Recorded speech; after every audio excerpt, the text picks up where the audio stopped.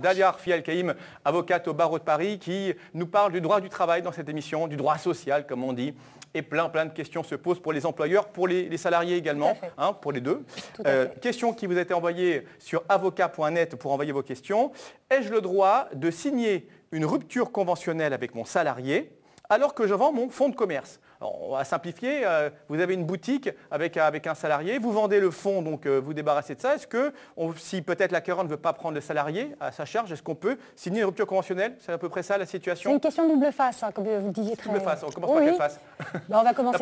On va commencer par la face employeur. Ouais. On a un grand principe en droit du travail qui est posé par l'article L1224-1 du Code du travail. Alors, prenez des notes hein, chez vous. Oui. Non mais c'est vraiment, tout le monde connaît cet article, dès qu'on fait un petit peu de droit du travail, tout le monde sait ce que c'est. Ouais. C'est le transfert automatique des contrat de travail en cas de transformation de la situation juridique de l'employeur. C'est-à-dire, on vend la société ou on vend juste le fonds de commerce, eh bien, les contrats de travail sont automatiquement attachés et donc sont transférés vers le cessionnaire. D'accord. Et quelqu'un qui achète une société, il achète en même temps les salariés, enfin en tout cas le contrat des salariés. Voilà, il ne peut pas s'en débarrasser. Ben non, et c'est une règle d'ordre public. C'est-à-dire qu'on n'a pas le droit de faire figurer dans un acte de signature de vente, lors de la signature, on n'a pas le droit de dire, voilà, par dérogation aux articles tant et tant du Code du travail, eh bien, les salariés ne seront pas transférés avec le fonds. Cette clause serait réputée nulle et non avenue. Ça protège les salariés qui ont un nouveau patron. Tout à fait. Tout à fait, ça protège les salariés. Et cette règle d'ordre public est d'application dès lors qu'on a ce qu'on appelle le transfert d'une entité économique autonome, c'est-à-dire qu'on transfère les éléments corporels, incorporels, la clientèle, éventuellement la licence 4, etc. etc. Donc la question, indépendamment donc, de ce grand principe rigide, se pose la question de savoir, et qu'en est-il par rapport à ce fameux mécanisme de la rupture conventionnelle qui est mis en place depuis 2008 et qui permet de se séparer d'un commun accord en bonne intelligence.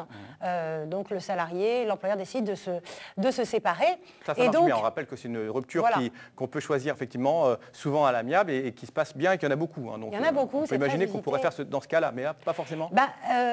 Ça ne doit pas être un moyen de contourner la règle d'ordre public que nous venons d'évoquer. Ouais. C'est-à-dire qu'un employeur ne peut pas imposer une rupture conventionnelle à son salarié en lui disant, voilà, on va signer ce document et puis vous allez partir. Donc ça ne va pas être possible.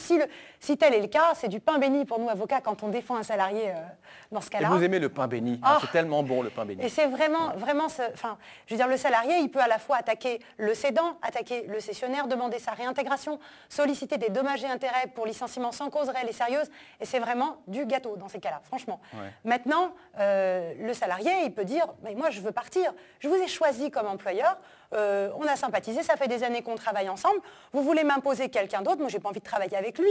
Ou alors, il a été engagé, c'était une pizzeria, il était pizzaiolo, et puis la pizzeria vend un restaurant japonais. Il dit, moi je fais des pizzas, j'ai pas envie de commencer à apprendre à faire des sushis. Ouais. Donc dans ces cas-là, comment se sortir de la situation?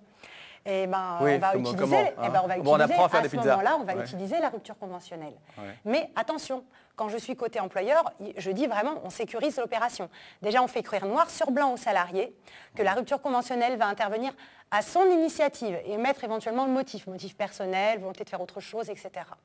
Et puis à la suite de ça, vérifier qu'on verse bien ce qu'on appelle l'indemnité de rupture conventionnelle qui ne peut pas être inférieure à ce qu'aurait été l'indemnité de licenciement. Vérifier que la date de cession de l'acte définitif interviendra bien après la date supposée de l'homologation, comme c'est compliqué tous ces termes. Mais ça veut dire tout simplement que l'administration doit valider, même si elle ne répond pas, la rupture conventionnelle. On calcule bien notre calendrier pour que l'acte définitif soit vraiment signé après. Et puis ensuite, vraiment sécuriser l'opération. Moi, j'ai pour habitude de faire signer des conventions de précaution aux salariés en parallèle, où ils expliquent vraiment pourquoi ils sont demandeurs à la rupture conventionnelle, dans quelles conditions ça se passe. Pour être sûr qu'il n'y ait pas de pression de l'employeur pour signer ça. Parce qu'ils ont 12 mois pour remettre en cause la rupture conventionnelle devant le tribunal, pour remettre en cause le principe de cette rupture. Donc on n'est pas dans un cadre aussi sécurisé que quand on fait une transaction juridique. D'accord.